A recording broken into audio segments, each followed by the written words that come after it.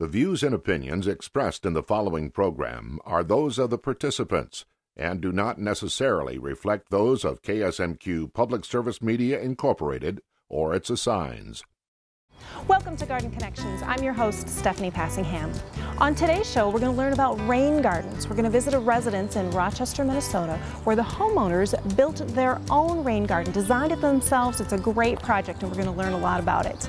We'll also hear from Chef Stephen Larson from the Quarter Restaurant in Harmony. He's going to be showing us another great recipe. It's a rhubarb cooler. It's a great refreshing drink for summertime. And finally, we'll visit with Randy Berg from Berg's Nursery, and he's going to tell us about a popular new trend growing succulents and cactus, even in Minnesota. I hope you'll stay with us.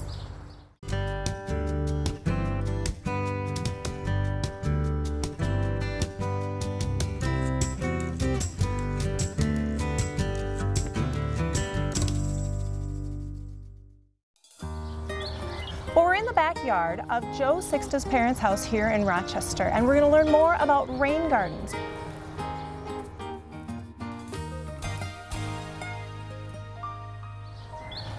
Joe, thank you so much for inviting us to be here. You're welcome.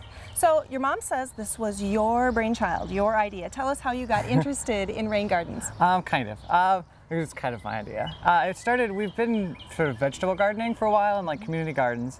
And we had put in some raised beds here in the backyard a couple of years ago, and then started having a rain barrel to sort of harvest some of the rainwater so we didn't have to haul the hose.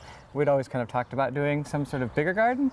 And I lived in Portland for a number of years and would come back in the summers, and down the street from where I lived, they had a number of sort of bioswell demonstrations where it's sort of rainwater, catching street water runoff really, and filtering it. And they had a series of them right in front of my apartment, which was like about 7 blocks long worth of, it was just collecting. So it was huge. Yeah, so it was really big. And so we were thinking, wouldn't it be great? There's a lot of stormwater runoff sort of on the street, and we ended up having some water in the house, in the basement here. Where you didn't want it? Yeah, where we didn't want it. And so we were thinking about sort of, well, what are different ways that we could sort of catch it and filter it and kind of cut down on how much is just sort of surface level runoff. Right, and just running off. Because your street has a slope in the front, and your backyard is... and the backyard. And then they redid, there's a lot of highway reconstruction a few years ago when they expanded Highway 52. And that kind of altered some of the underground water. Sure. And we're not sure how it did it, but somehow, somehow people ended up with different amounts of water than usual. And so, yeah, and then there was a grant program through the city that my father had saw, and he knew that my mom was really interested in having kind of like a big, beautiful garden backyard, and that I was really interested in rain gardens, and so it all came together. Yeah, exactly. So the purpose of a rain garden, and your purpose specifically, was to keep it out of the house and to beautify the backyard. Yep. All right, so what are some of the major design elements of your rain garden? Rock is kind of a big component of it. Some way to sort of move the water, because we didn't want it to sort of pond and have the garden close to the house. You weren't interested in lilies and a pond. Yep. And I really enjoy rocks a lot, so we wanted to have a lot of sort of native rock and things, and some glacial till and things that are kind of local, and then kind of expand on some of the native grasses that we had planted on the side of the house a few years ago, and just kind of getting a lot of color. Now, you had this demonstration project in front of your apartment out in Oregon, but where else did you turn to for resources, for other ideas, or to find out what plants maybe worked really well? There's a lot of stuff online. The DNR has a bunch of great stuff online as well. They have websites and posters and publications. They have a great like native grass about sort of the root systems and how much they go down in comparison to like bluegrass. And is that important in a rain garden? You want a deeper root to your plants? It is in a rain garden, and it is kind of in general, just across the region, it's important that we retain our soil. Also, we got stuff from the state fair. They have, there's different grass demonstrations and plant demonstrations up at the state fair, and so you can kind of take notes, because they actually have little... So you carried your notebook with you everywhere, didn't you? Yeah. Oh, I like that one, or I like this pretty one. much. Okay, did a little plant shopping, as it were. And I understand the city, now they have this cost share program, they also had some plant lists? Yeah, they had plant lists, and they had like a day or an evening long kind of workshop, and they had resources and suggestions of plants that work really well in the area. Nice. Yeah. So once you kind of worked out your design, you did some plant shopping, said I like this, I like that, and you've got your design all together. I loved how you showed me, you just sketched it out. That was, I mean, that's really fun though, because it's kind of, you can really conceptualize and draw in shapes and elements that you really want to work around and things. So we started sketching it and figuring out how much water we thought we would be getting if it rains like an inch and we have so much pavement or so much roof, this is how much water we're expecting that's going to come through. And I mean, the other thing is, like, we didn't want to create a pond and have mosquito problems, which I think is kind of some of the concern that different municipalities have had about. People hear rain garden, they think water, wet and you think marsh, mosquito trap, Sure. So, once you got your design in place, you sketched it out, you kind of finally settled in on it. How long did it take to actually build the garden, and did you require any special equipment or tools? The actual work itself, plant chopping took, I don't know, I mean, maybe a couple of hours. The one thing that we did, we had a maple that was sort of sitting right where we are right now. Okay. And that we ended up cutting that down. Taking that out? Yep, Okay. we took that out. So that was the big equipment. And then the garden itself took maybe 2 or 3 days to just sort of put in. Long. Yeah, so not very long at all. It just was a matter of, like, we rented a rototill to get rid of the grass and just rototill it under, and then just a shovel and started trenching. And what kind of maintenance is required for a rain garden? as far as maintenance, there's not really. You just kind of put it in, and then you just sort of, it takes a few years to establish. And like the Joe pie that we had put in, it was really slow at first, but there's no, I mean, you don't have to drain it. There's not like you, and it's not like a vegetable garden where you're weeding it and like making sure your tomatoes are growing. You don't have to fertilize it or anything. So how long has your rain garden been in place? I want to say 3 years, maybe 4. Okay. Yeah, I think 3. Well, it sounds like you guys put a huge amount of work into this, and I can't wait to see some of the details. Let's go take a look. All right.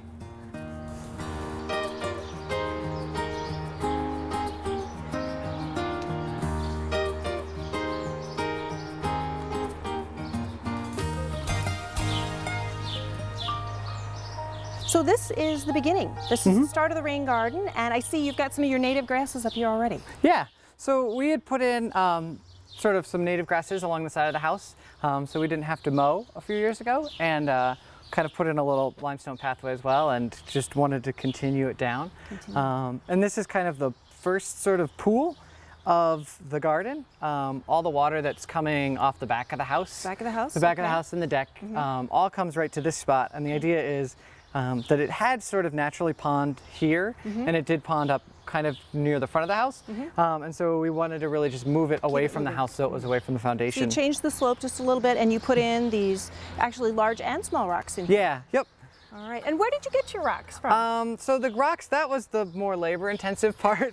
My dad and I hauled the rocks from like a sort of one of the new housing projects, or like roadside construction, where they're digging it out. And just free rocks for the taking? I think so. And then we filled it in because they're big, and so they have little bits of gaps, and so we filled it in with a lot of littler rocks, which kind of looks like glacial till, which is kind of neat because it's sort of, this is where the Rochester, sort of the edge of where the last glaciers came through. And you've got some interesting rocks in here too. Tell us a little bit about those. So I kind of pick up rocks wherever I go and collect rocks, and so this is a beautiful one. Yeah, that's that one I got when I studied abroad. So this is from a foreign country? Yes. Yep. Where'd you get it? I got it in Greece. In Greece? Yeah. A piece of Greece right here in Rochester, Minnesota. This is a nice shiny one too. So that's obsidian. That's actually glass. Okay. And we got that at out in Eastern Oregon. I still live in Oregon periodically, and great. Okay. Yeah, and we have seashells here too. Yeah, we have seashells, and we have a lot of beach glass. I like to comb beaches and like walk along, and so we just bring it back, and it's a lot easier than hauling them all over, and so we just put them in here, and there's like quartz, and there's seashells and fossils and all kinds of... Like your own personal scrapbook in the side yard. Yeah. Sounds great. And you do need some of these smaller rocks in here to kind of keep the dirt from under the big rocks from washing away. So yeah, it helps a lot, and it helps to prevent ponding in certain spots as well. So it helps the water to it hits things and loses some of its energy. Sure. And can slow down, and then it also it fills in the gaps. Looks great. Let's take a look at some of the plants that you put in along here.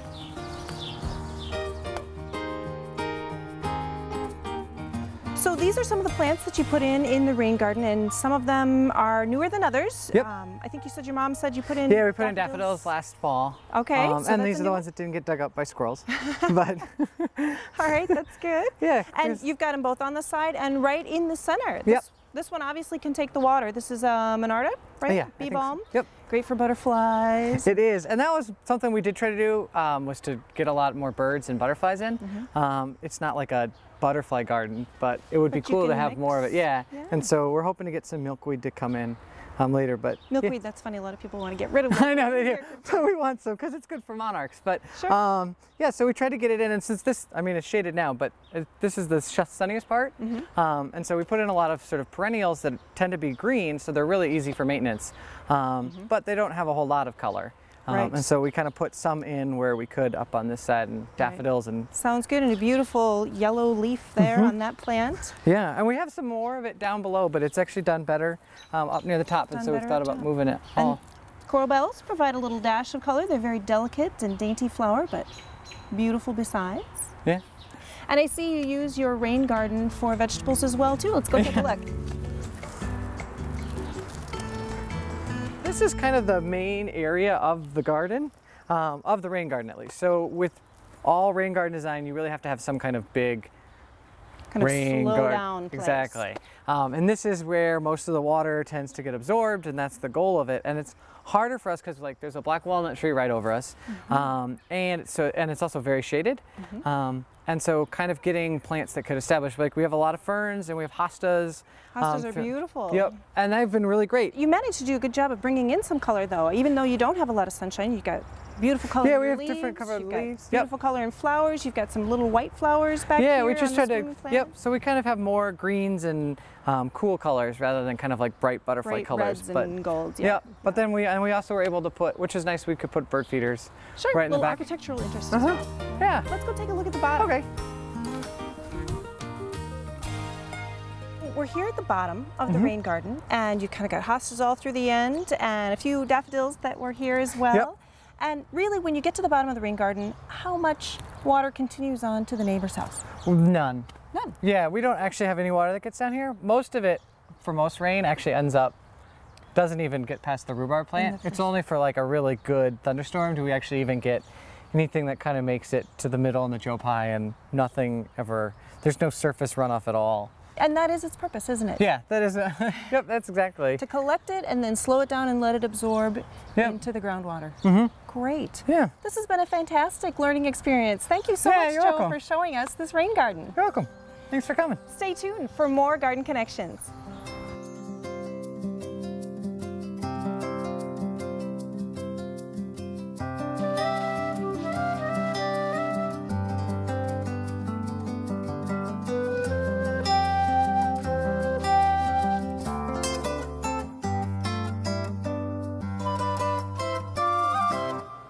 Hi, I'm Chef Stephen Larson. Welcome to my kitchen at Quarter Quarter Restaurant in Harmony, Minnesota.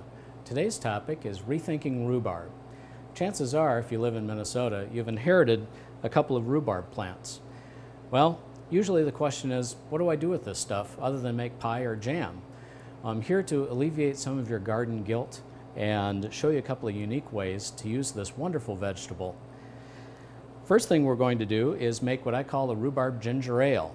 And for that, we need some rhubarb juice. And we get that by cutting the rhubarb stalk, by trimming the end and the top leaves. Now, you don't want to eat the leaves because they are toxic, so you want to set those aside. Then we can just cut the rhubarb in 1/2-inch thick slices, pop that onto a tray, and freeze it. Now, for this recipe, you're going to need 3 pounds of rhubarb, so that's a lot of rhubarb. You freeze it, then bring it out at room temperature and just let it thaw, and all the juice will come out of the rhubarb.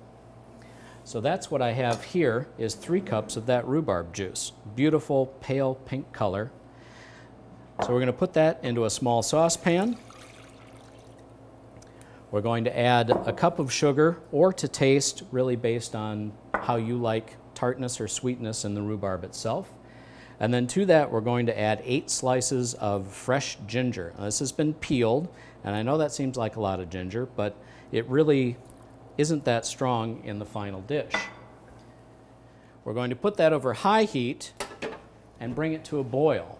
Now, that's really all you have to do at this point. Just let it sit, bring it to a boil, then shut it off and let it steep, kind of like you let tea steep, for 5 minutes for the flavors to meld. At that point, we'll shut it off. We're going to add then 1.5 cups of ice water to that in order to cool it down. and that's going to help it chill once it's in the refrigerator. You want that to chill all the way until it's cold. So I've done that earlier, and I have here a cup of the finished rhubarb ginger syrup. I've got a nice little slice of ginger in there because it makes a nice garnish. To finish the drink, we take a glass of ice, add the rhubarb juice, and then we top that with your favorite brand of sparkling water. Give it a nice stir, and it's ready to serve. Now, some of you may like to make a nice adult beverage out of this, and it works very well for that. You can add a bit of white rum or tequila, and it makes a fabulous summer cocktail.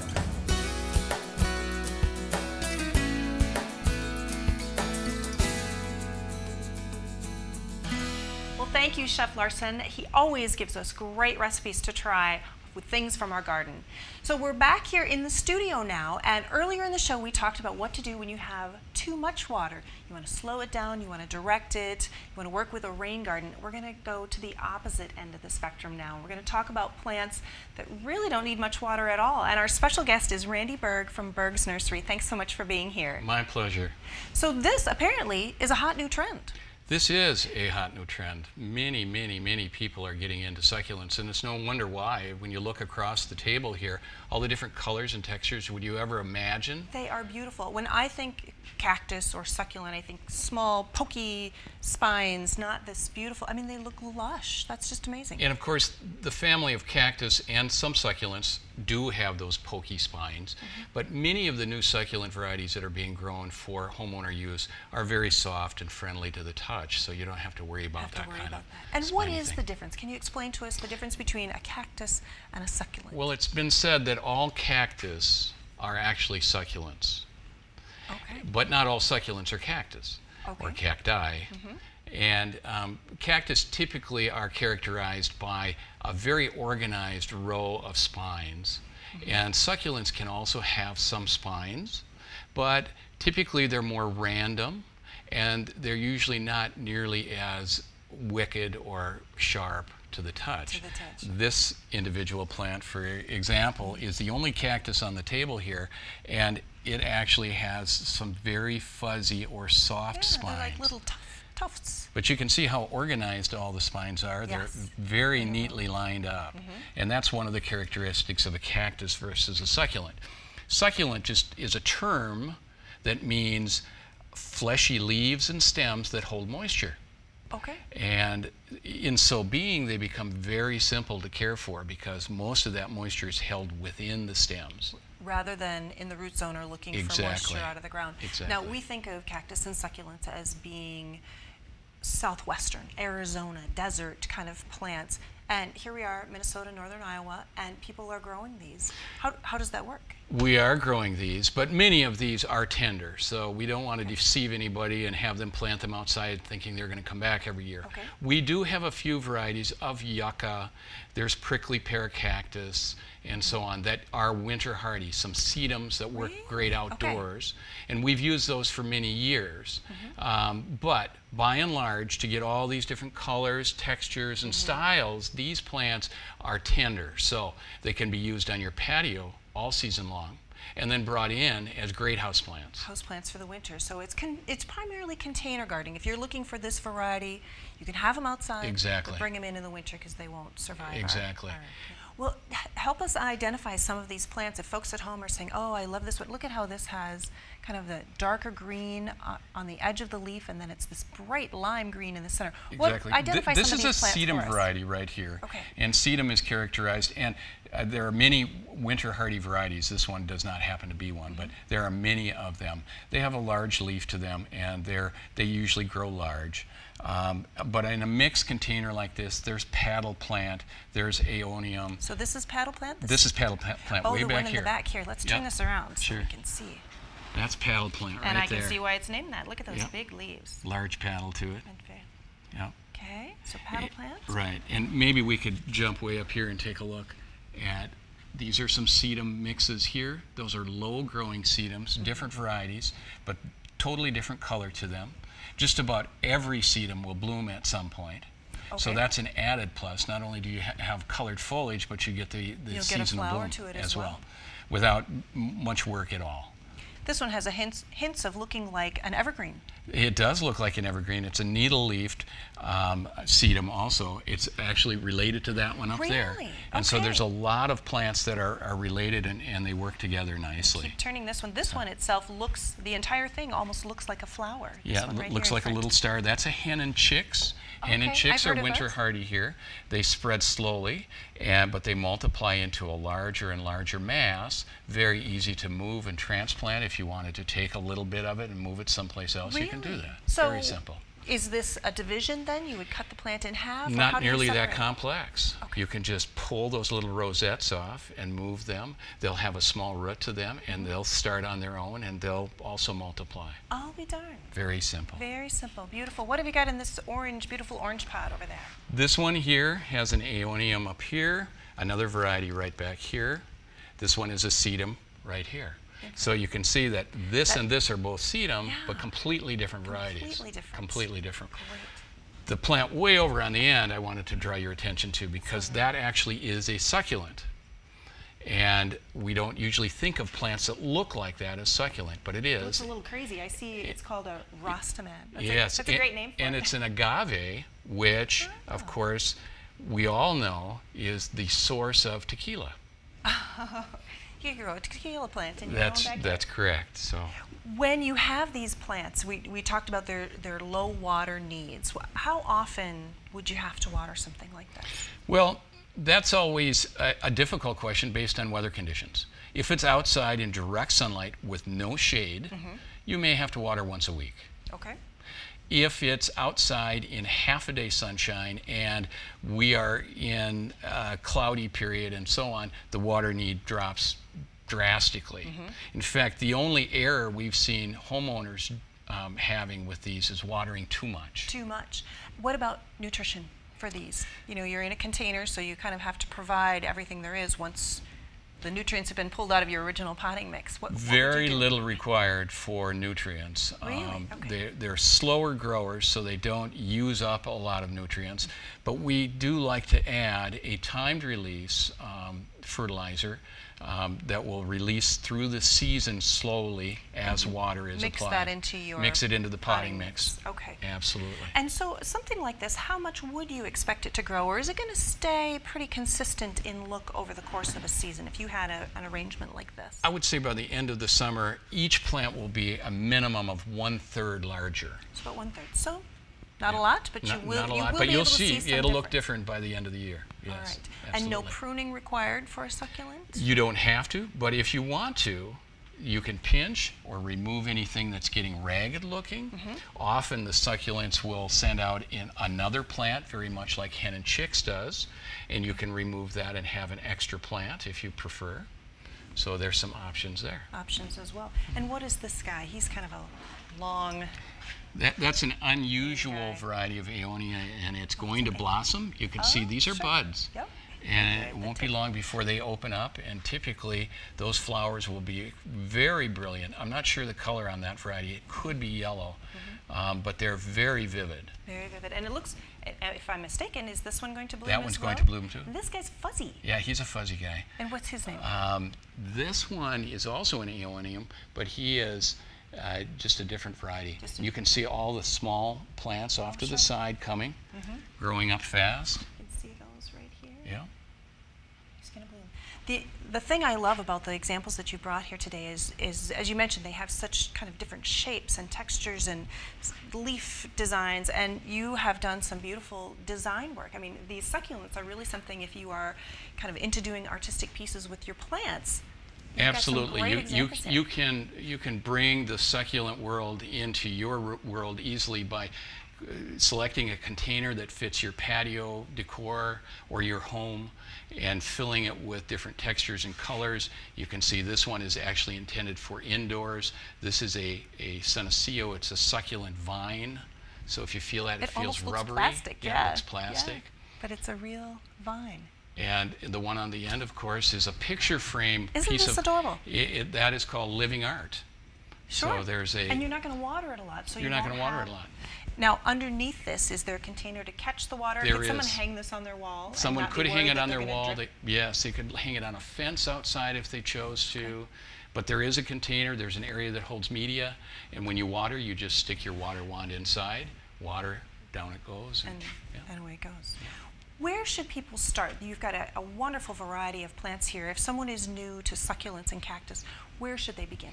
Well, it's very easy to come to a garden center and pick out individual plants if you choose to, or the simplest, and what many people have done this season, is actually purchased a something completed that's already bowl assembled. that's already assembled. They're trying to get their feet wet. They're not sure, well, am I going to like this? Am I not going to like it? And so they're still doing traditional flowers, but they're adding a few succulent bowls here and there. Well, this is an amazing family of plants. I'm just in awe over all the different shapes and colors that you can get out of cactus and succulents. Randy, thank you so much for coming in and sharing your knowledge, helping people get started with this. My pleasure. All right. Well, I hope you've enjoyed today's show, and I hope you'll join us again next week on Garden Connections. We're going to start out with a visit to a beautiful peanut garden. I know you'll love it. Thanks for joining us. I'm your host, Stephanie Passingham. On Garden Connections, we'd love to see photos of your garden. Or if you have questions for our garden experts, contact us by emailing garden@ksmq.org or like us on Facebook.